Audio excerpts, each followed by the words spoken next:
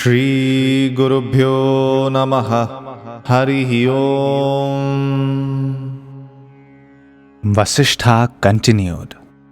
Since the absolute Brahman in its undifferentiated state pervades everything, everything is in an undifferentiated state.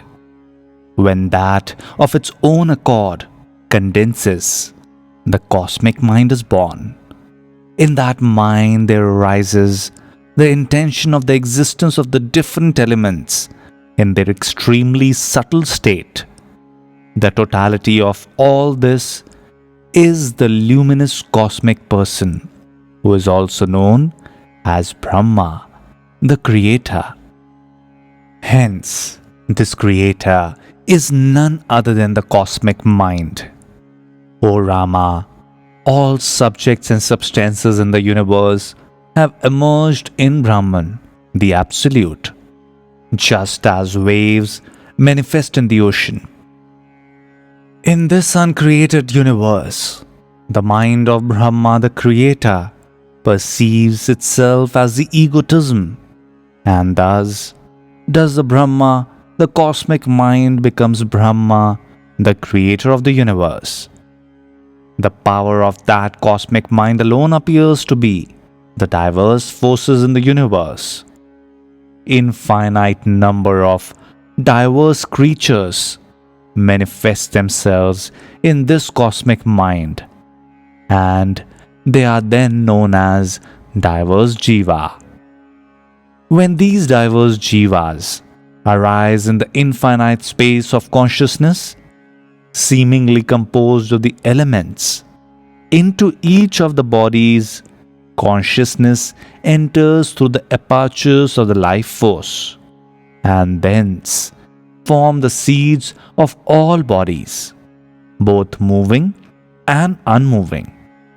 Thence, birth as individuals take place, each individual being accidentally, like the crow alighting and a coconut falling, brought into contact with the different potentialities whose expression gives rise to the laws of cause and effect, and thence to rise and fall in evolution. Desire alone is thereafter the cause of all this. O Rama, such is the forest known as world appearance. He who cuts its very root with the axe of investigation is freed from it. Some arrive at this understanding soon, others after a very long time. O Rama, I shall now describe to you the divisions of being into the best, the worst, and the middling, and as it happened in the beginning of the cycle of creation. The first and foremost amongst the creatures are born of noble practices. They are naturally good and devoted to good deeds. They reach liberation in a few lifetimes. They are full of quality of pure and light, sattva. The middling type are the ones who are full of quality of dynamism and desire, rajas. When such people are close enough to liberation, that on their departure from this world, they reach it, they have a mixture of rajas and sattva. They, who even after 1,000 births are still in darkness, unawakened, are known as beings of darkness, tamas. They may take a long time to reach liberation. By the will of the infinite Brahman, all these beings seem to rise and then dissolve in it. When the cosmic mind manifested itself in the absolute Brahman, at that very instant, the natural tendencies of diverse beings and their behaviors were born, and the embodied beings came to be regarded as jiva. There is no division between mind and action.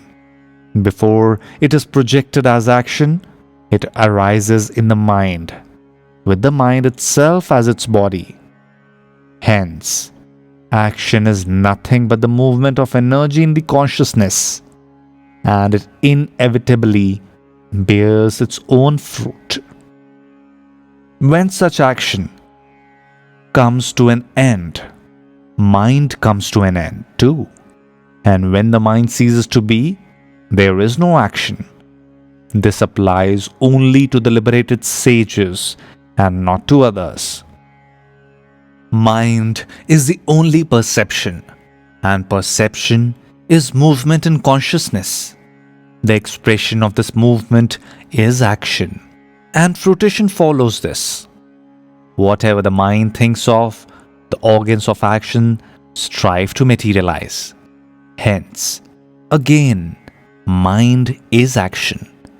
However, mind, intellect, egotism, individualized consciousness, action, fancy, birth and death, latent tendencies, knowledge, effort, memory, senses, nature, maya or illusion, activity, and such other words are but words without corresponding reality. The sole reality is the infinite consciousness, in which these concepts are conceived to exist. All these concepts have arisen when, by accidental coincidence, the crow dislodging the coconut, the infinite consciousness in a movement of self-forgetfulness viewed itself as the object of perception.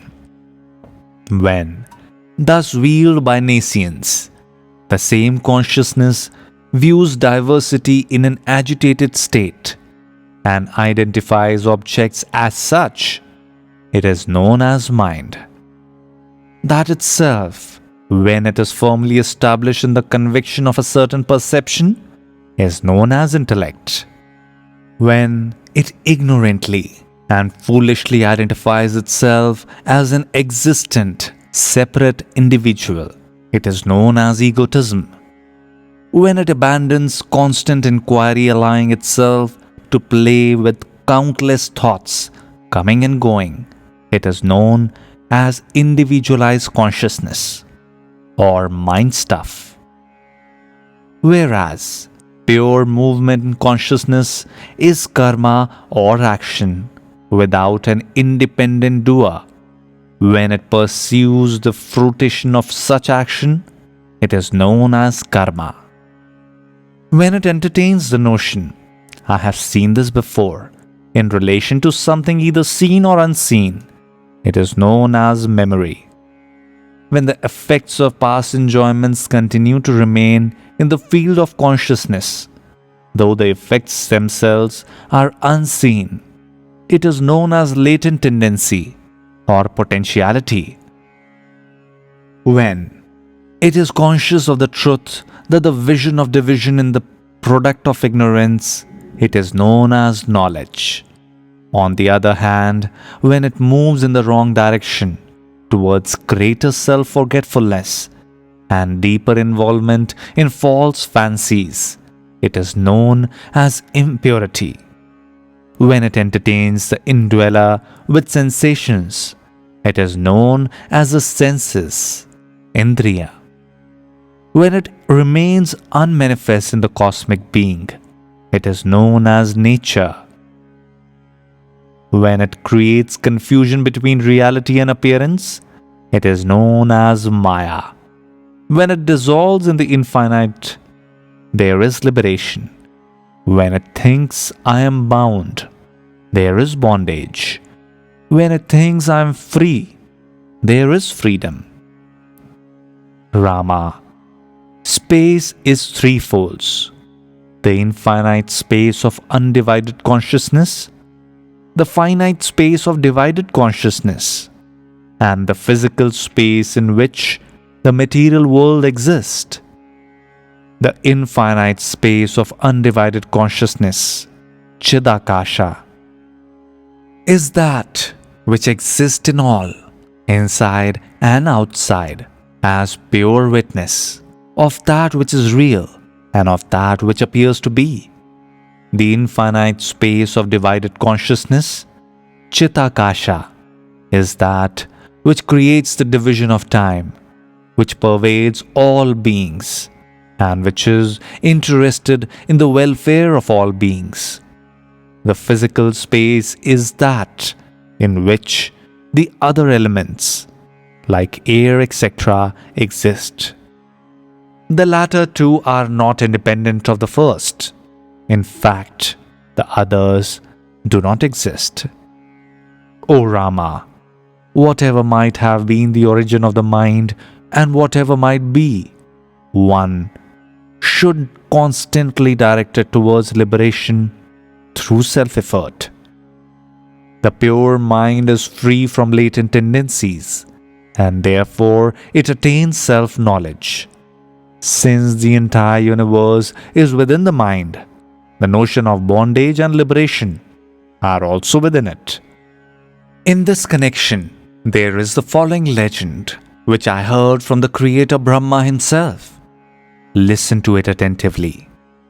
There was a great forest, so large that in it millions of square miles were like the space within an atom. In it, there was just one person who had 1,000 arms and limbs. He was forever restless. He had a mace in his hand, and which he beat himself up. And afraid of the beating, he ran away in panic. He fell into a blind well. He came out of it, again beat himself up, and again ran away in panic. This time into a forest. He came out of it, again beat himself, and again ran away in panic. This time into a banana grove.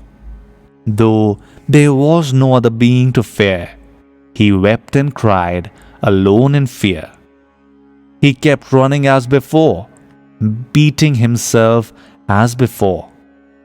I witnessed all this intuitively, and with the power of my will, I restrained him for a moment.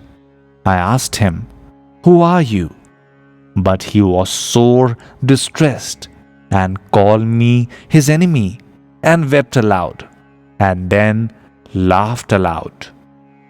Then he began to abandon his body, limb by limb. Immediately after this, I saw another person running like the first one, beating himself, weeping and wailing. When I similarly restrained him, he began to abuse me and ran away, intent on his own way of life. Like this, I came across several persons. Some listened to my words and abandoned their previous way of life and became enlightened. Some others ignored me or even held me in contempt.